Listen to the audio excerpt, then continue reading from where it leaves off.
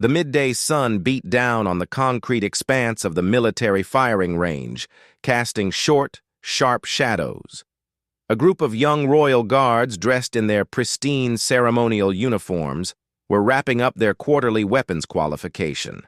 They were the best of the best, at least in their own minds, picked for their height, their bearing, and their ability to stand perfectly still for hours outside the palace. To them, being a soldier was about presence, about the gleam of a brass button and the precise rhythm of a march. Sergeant Major Davies, a bulldog of a man with a voice like crushed gravel, stood at the edge of the firing point, his eyes scanning the line. The guardsmen were firing at man-sized targets 50 meters downrange, their assault rifles cracking in a steady, if unspectacular, rhythm. Most of them were grouping their shots well enough to pass, but there was nothing exceptional about it. Leaning against the rear wall of the shelter, away from the noise and the bustle, stood a man they barely noticed. His name was John, and he was one of the newest and oldest members of the guard detail. Oldest in terms of his face, which was weathered and bore the faint lines of a hard life, and newest in terms of service, having transferred in from a unit no one had bothered to ask about. He wore the same crisp uniform as the others, but it hung differently on his frame. Where the young guardsmen were puffed up with muscle and bravado, John was lean and coiled, carrying himself with a stillness that was almost unnerving. He watched the firing line not with the casual interest of a spectator, but with the quiet, an analytical gaze of a predator observing potential prey. As the last shooter finished, Davies checked his clipboard and barked out the next name. "Right!" A young guardsman stepped forward, all confidence and swagger. He took his position, adjusted his cap, and loaded his magazine with a theatrical flourish. He fired his first string of shots, and the targets swung back on their runners. The holes were scattered across the silhouette like a handful of thrown gravel. A few chuckles rippled through the watching guardsmen. Wright just shrugged, blaming the wind or the rifle. Davies shook his head, making a note on his clipboard. His eyes then scanned the shelter and landed on the quiet man leaning against the wall. A flicker of something, perhaps mischief, perhaps a test, crossed the sergeant major's face. And he remembered seeing a file on this man once, a file so thick it was practically a novel, but it had been sealed with more stamps than a diplomatic passport. He knew John was different. "All right, listen up," Davies shouted, silencing the chatter. "Since you lot think you're the sharpest shooters in the capital, maybe we should see how it's really done." He pointed directly at John. "You, Thompson, isn't it? Get on the line." John pushed himself off the wall slowly, his movements economical and fluid. A young guardsman named Corporal Bates, who considered himself the unit's informal expert on all things tactical, let out a snort. "Oh, come on, sir. Him? He looks like he'd struggle to hit the broadside of a barracks. Probably spends his weekends tending roses." Another guardsman joined in the laughter. "Yeah, Bates. Maybe he's a sniper in his dreams. Let's see if he can even remember which end the bullet comes out of." The ridicule washed over John like water off a rock. He walked to the firing point, but instead of taking the position Wright had just vacated, he stopped. He looked at the range, which was set for a standard 50 meters. His eyes narrowed slightly, a habit born of decades of calculating distances in far more hostile environments. He turned to Davies. "Sergeant Major, is it possible to move the targets back to the maximum range?" The request was met with a moment of stunned silence, followed by outright guffaws from Bates and his cronies. "Maximum range? He wants to shoot at a target he can barely see. This I gotta watch." Davies, intrigued, gave the order, and the target frames whirred and clanked as they were moved back on their cables, coming to rest at the very end of the range, a full 300 meters away. To the naked eye, the silhouette was now a small, indistinct blur. John didn't react to the distance. He picked up the standard-issue rifle from the table, the same weapon the others had been using, with its standard iron sights.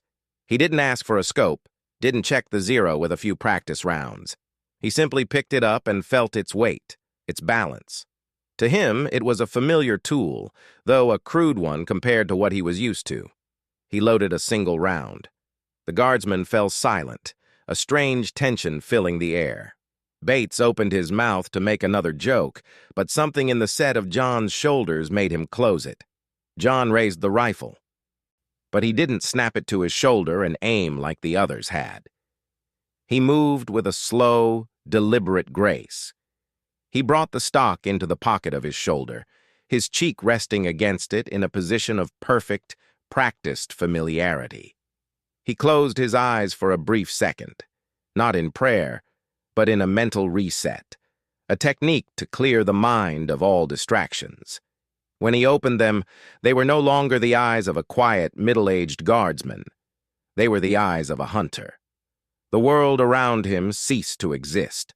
The mocking guardsman, the hot sun, the smell of burnt gunpowder, it all faded into a distant, irrelevant hum. There was only the target. His breathing slowed, his heart rate dropped. He found his natural respiratory pause, the split second between breaths where the body is utterly still. The front sight post sat perfectly centered in the rear aperture, its tip aimed at a point on the distant blur that only he could visualize. His finger, resting lightly on the trigger, began to apply pressure. It wasn't a pull or a jerk, but a steady, increasing squeeze, so smooth that the exact moment of the shot would be a surprise. Crack! The report was sharp, echoing off the hills behind the range. The rifle recoiled, but John rode it effortlessly, the weapon barely moving. He lowered it, his expression unchanged, and ejected the spent casing. It clinked onto the concrete floor, a tiny brass bell marking the end of a performance. No one moved. They all stared at the distant target. A few seconds later, the range safety officer, who was watching through a high-powered spotting scope, let out a low whistle. He didn't announce the result. He just stood there, frozen. Corporal Bates, his face a mixture of confusion and lingering scorn, grabbed a pair of binoculars from the table.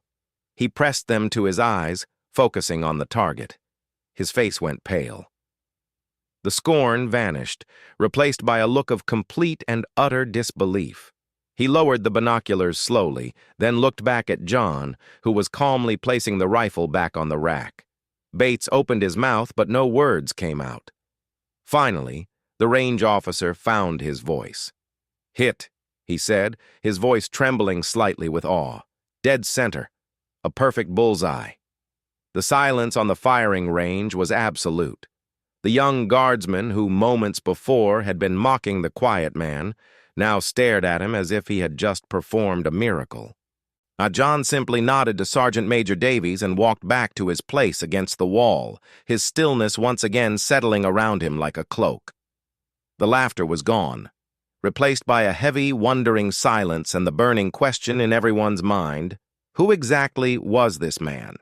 That evening, the barracks was abuzz with a nervous energy. The usual card games and loud music were absent. Instead, small groups of guardsmen huddled together, speaking in hushed tones about the day's events.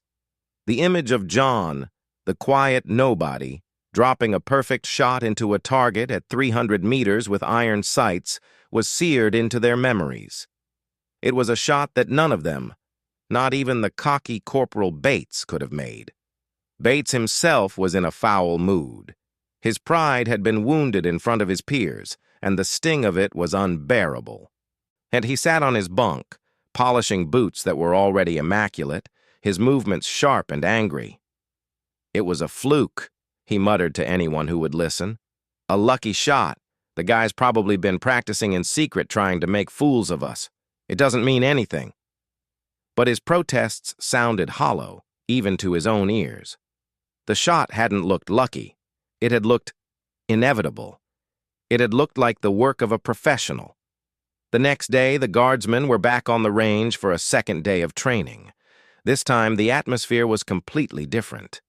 The swagger was gone, replaced by a palpable curiosity. They kept stealing glances at John, who stood in his usual spot, leaning against the wall, watching the proceedings with the same quiet detachment. Sergeant Major Davies, sensing a unique training opportunity, I decided to push further.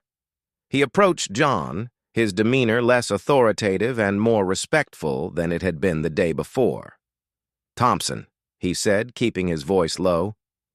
"The CO has heard about yesterday. He's intrigued.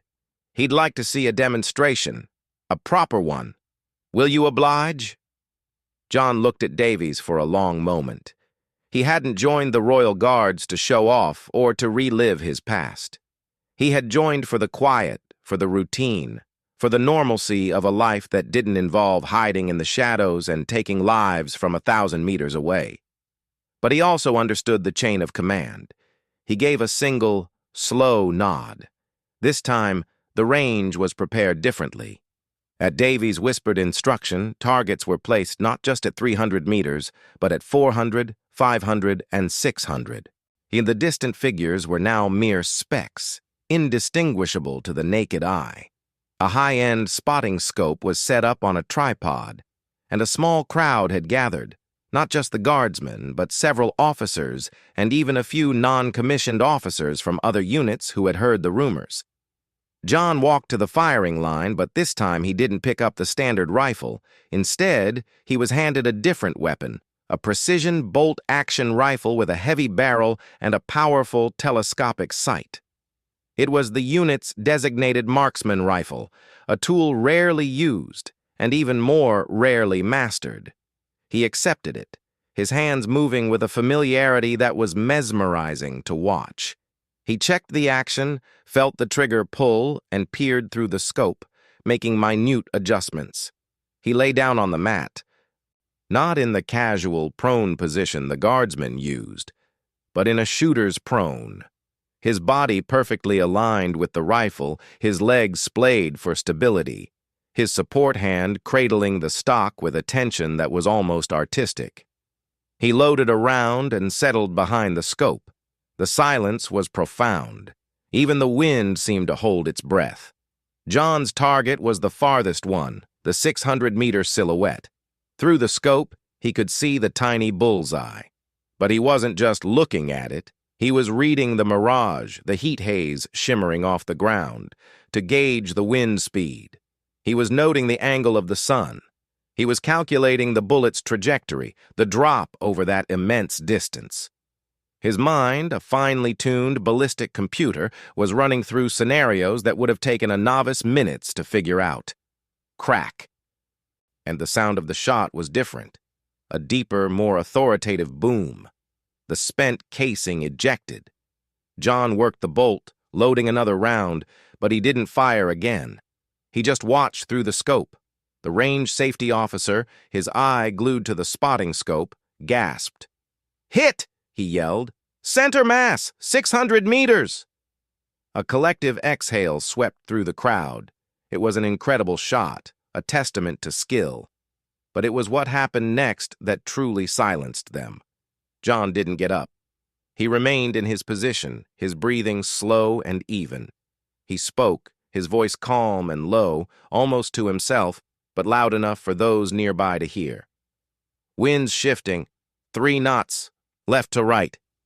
He made a tiny adjustment to the scope's turret. He took another breath, exhaled halfway, and in the pause, his finger tightened. Crack. "Then another hit!" the range officer shouted, his voice cracking with excitement. "Same hole! He put it in the same hole!" This was beyond belief. Firing a second round into the same hole as the first at 600 meters was not marksmanship. It was wizardry. It spoke of a level of control over the rifle, over the environment, and over oneself that was simply not taught in any standard military curriculum. John finally stood up, brushed a speck of dust from his trousers, and handed the rifle back to the astonished armorer. He walked away from the line, back towards his place against the wall, as if he had just done something as mundane as tying his shoe. The officers huddled together, speaking in urgent whispers. The guardsmen just stared, their mouths agape. Corporal Bates, for the first time in his life, was completely speechless, and he had seen enough action movies to know what a skilled shooter looked like. But this was something else entirely. This was the quiet, deadly competence of a man who had made killing an art form. The questions were now louder than ever. Where had this man come from? And why was he standing guard duty with them? Later that afternoon, the whispers and speculation reached a fever pitch. The story of John's impossible shot had spread through the barracks like wildfire, and with it came a newfound, almost fearful respect. No one dared mock him anymore. Instead, they watched him from a distance, their eyes wide with a mixture of curiosity and awe. But one person refused to let the mystery lie. Corporal Bates, his ego still smarting, had done what any self-respecting soldier in the age of information would do. He had gone digging. Why, he had a friend in the administrative office, a board clerk with access to personnel files. He had asked for a favor, just a peek at John Thompson's record. What his friend found was nothing, or rather, it was a wall of nothing. The file was thin, containing only the most basic transfer orders and a date of enlistment. There were no previous unit assignments, no training records, no awards, no next of kin. It was as if John Thompson had simply materialized out of thin air on the day he joined the Royal Guards. This only fueled Bates's determination. He spent the evening racking his brain, trying to find a crack in John's facade. Finally, he remembered something.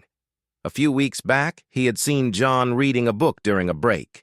It wasn't a novel or a magazine. It was a technical manual, the cover of which Bates had barely registered. But now, in his memory, the title came back to him with startling clarity.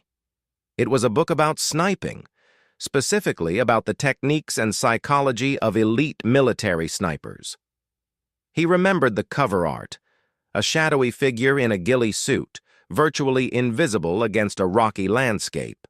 The next morning, armed with this flimsy piece of evidence, Bates approached Sergeant Major Davies. "Sir," he said, his voice a mix of excitement and apprehension, "I think I know what's going on with Thompson. I think he's some kind of special forces guy, an assassin or something.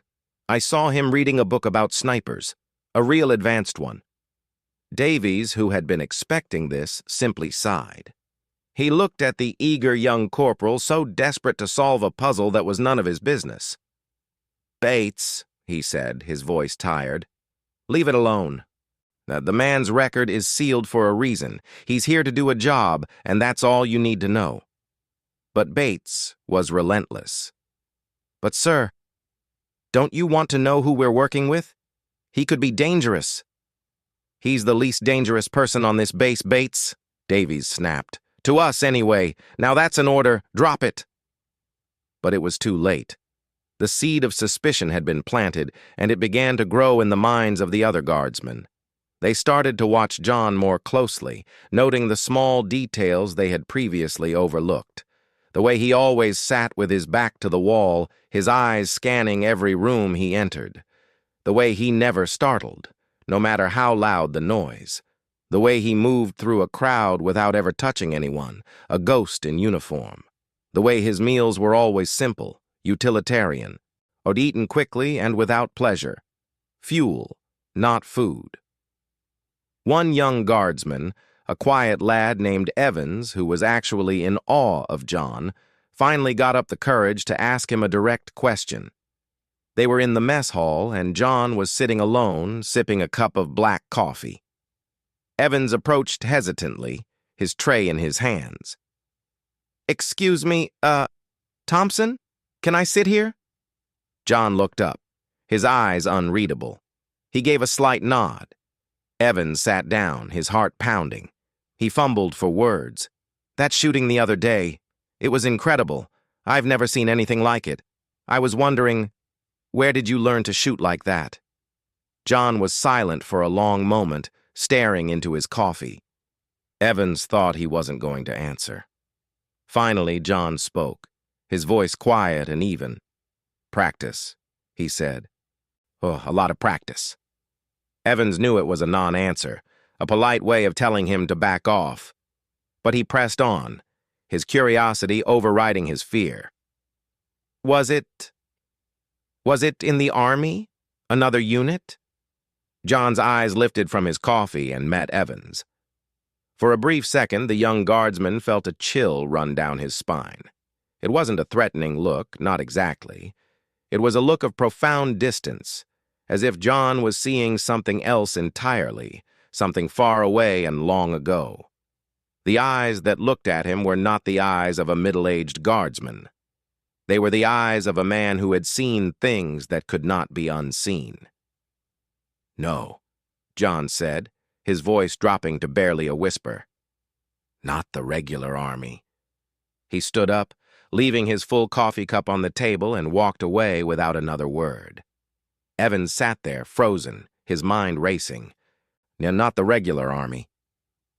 The words hung in the air like a ghost. It was the confirmation they had all been seeking, and it was more terrifying than any of them could have imagined.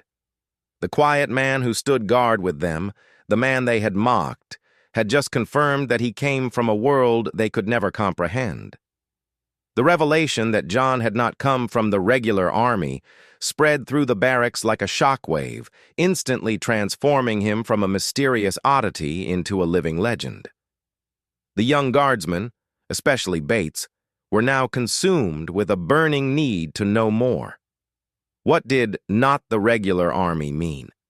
Was he a commando? A secret agent? The questions multiplied, but the answers remained frustratingly out of reach. John himself offered nothing. He continued his duties with the same quiet efficiency, showing up on time, and standing his post, and speaking to no one unless absolutely necessary. His silence was a wall, and it only made them more desperate to climb it. A few of the bolder guardsmen, fueled by late-night bravado and cheap beer, decided to take matters into their own hands. They would confront him directly. They would demand to know his story. It was a stupid idea, born of youthful arrogance, but in their minds, it seemed like the only way to break the man's unnerving composure. They cornered him one evening in a quiet corridor leading to the supply rooms. There were 3 of them, Bates, Wright, and a hulking guardsman named Miller. They blocked his path, their postures aggressive, their faces flushed with a mixture of alcohol and excitement. "Thompson," Bates began, trying to inject authority into his voice. "We want some answers." Who are you really? What unit were you in before this?" John stopped walking. He stood there, his hands relaxed at his sides, his expression utterly calm. He looked at each of them in turn, his gaze as steady and unreadable as a mountain lake. The 3 young men who had felt so powerful just moments before suddenly felt very small and very foolish. The air in the corridor seemed to thicken. "I think you should move along," John said quietly. His voice was not loud, not threatening, but it carried a weight of absolute certainty. It was the voice of a man who was not used to being disobeyed. Wright, trying to show off for his friends, took a step forward, puffing out his chest. "Or what? You'll shoot us from 600 meters? Come on, old man, we just want to know—" He never finished the sentence. In a blur of motion that was too fast to follow, John moved. It wasn't a punch or a kick. It was something far more subtle and far more terrifying. One moment Wright was standing, his chest thrust out. The next, he was on his knees, gasping for air, his arm twisted behind his back in a lock that felt like it was about to snap his bones. John hadn't even seemed to break a sweat. He was simply standing behind Wright now, holding him in place with an effortless, unbreakable grip. Bates and Miller stumbled backward, their faces white with shock. They hadn't even seen him move. It was as if he had teleported. John looked down at the gasping Wright, then raised his eyes to the other 2. "I said, move along," he repeated. His voice was still quiet, still calm, but now it carried an undercurrent of something ancient and deadly, a warning that was crystal clear. He released Wright, who crumpled to the floor, cradling his arm and whimpering. John stepped over him and continued down the corridor, disappearing into the shadows without a backward glance. The 3 guardsmen were left shaking, their bravado completely shattered. They had wanted a confrontation, and they had gotten one. But it wasn't the victory they had imagined. It was a humbling, terrifying glimpse into the abyss of true, practiced lethality. They didn't just fear John now, they were afraid of him. The incident in the corridor was not reported. Wright's arm was bruised but not broken, and the shame of their defeat was far greater than any physical pain. But the story, like all stories in a closed community, spread instantly.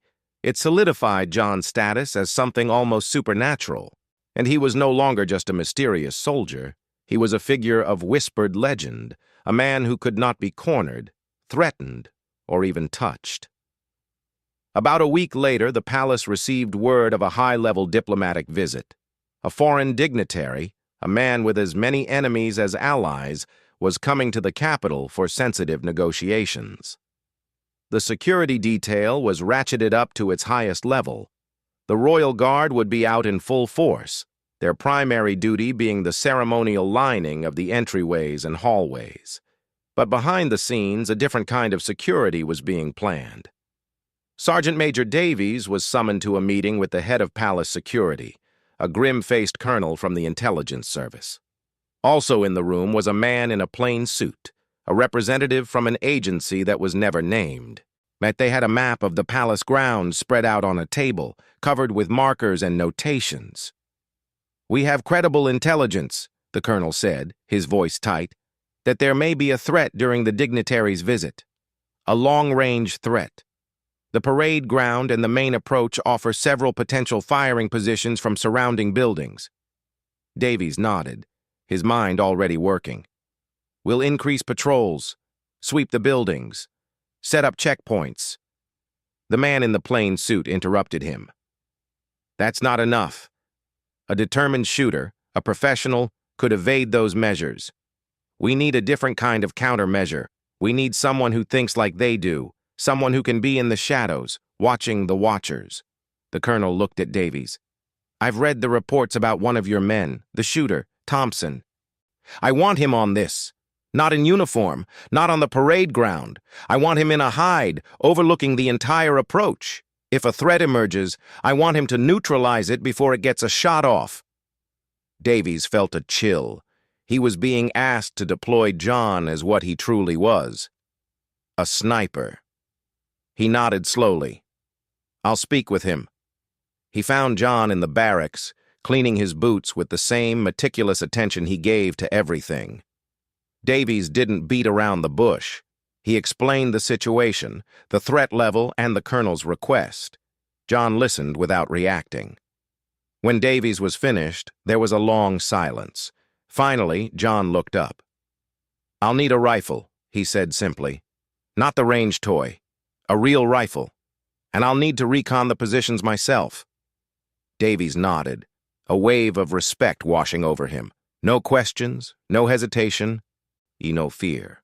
Just a calm, professional acceptance of a dangerous task. "It'll be waiting for you."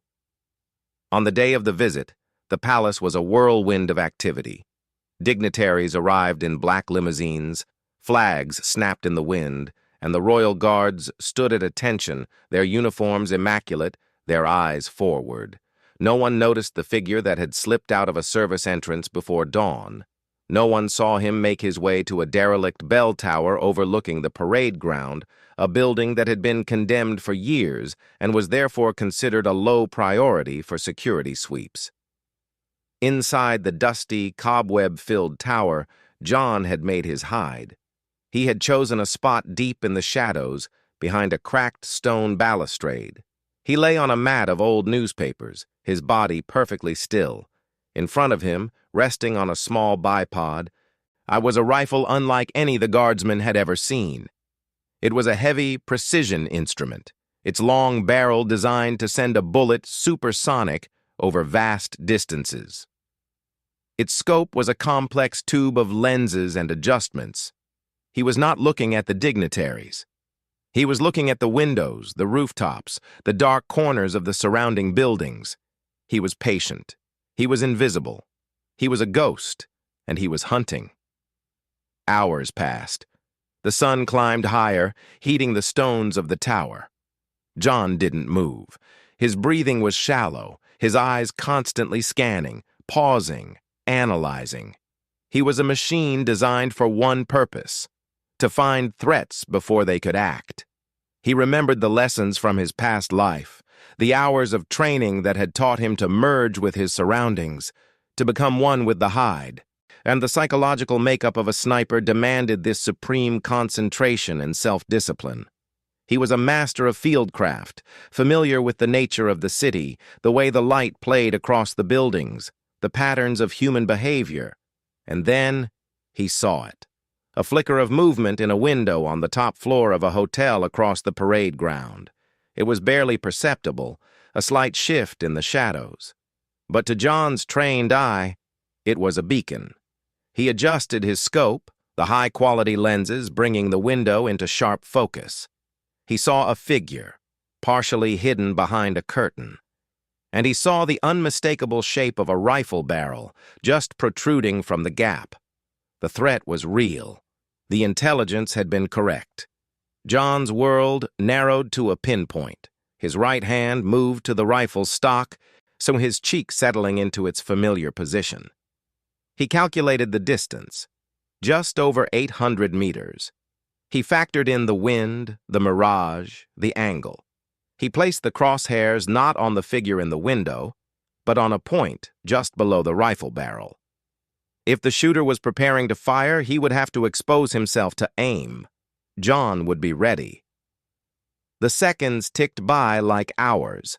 The dignitary's motorcade was approaching the main gate.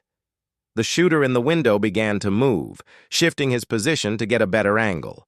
As he did, his shoulder and part of his head became visible. It was the moment of supreme patience and instant action that defined his profession. John's finger took up the slack on the trigger. The crosshairs were steady, held on a vital area of the target. He didn't think about the man's life, and his motives, his identity. Those thoughts were for others. His job was simple: protect the innocent by eliminating the threat. He began the final smooth pressure on the trigger, but just before the sear broke, something made him pause. The shooter in the window suddenly flinched, jerking backward as if he had been stung. He dropped his rifle and disappeared from view. John didn't move. He kept his scope on the window, waiting, analyzing. A moment later, he saw the reason for the shooter's reaction. A black-clad figure, part of a counter-assault team, had entered the room from behind, subduing the would-be assassin. The threat was over. The professionals had done their job. John slowly released his breath and eased his finger off the trigger. He had not fired a shot.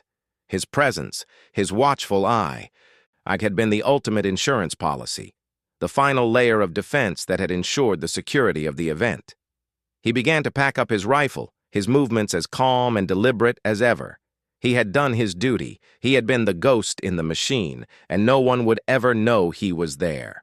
The diplomatic visit concluded without incident. The dignitary came and went, and the world remained unaware of the silent drama that had played out in the shadows. For the royal guards, the day was a success, another flawless execution of their ceremonial duties. They marched, they stood, they looked impressive. They had no idea that a threat had existed, and they had no idea that one of their own, the quiet man they had once mocked, had been poised to stop it with a single decisive shot. A few days later, the atmosphere in the barracks had returned to something resembling normal. The whispers about John had died down, replaced by a quiet, respectful acknowledgement of his presence. No one tried to corner him anymore. No one asked him questions. They simply accepted that he was different, and they left him alone. The incident in the corridor had taught them a lesson they would not soon forget. Corporal Bates, in particular, had undergone a profound change. The cocky, arrogant young man who had led the mockery was gone. In his place was a quieter, more thoughtful soldier. He had been humbled, not just by John's physical skill, but by the sheer weight of the man's presence, the sense of profound experience that surrounded him like an aura. One afternoon, Bates found himself on guard duty at a small, isolated post at the rear of the palace complex. It was a boring assignment, a place where nothing ever happened. To his surprise, he saw John walking towards him, apparently on a routine patrol of the perimeter. John approached and stopped a few feet away.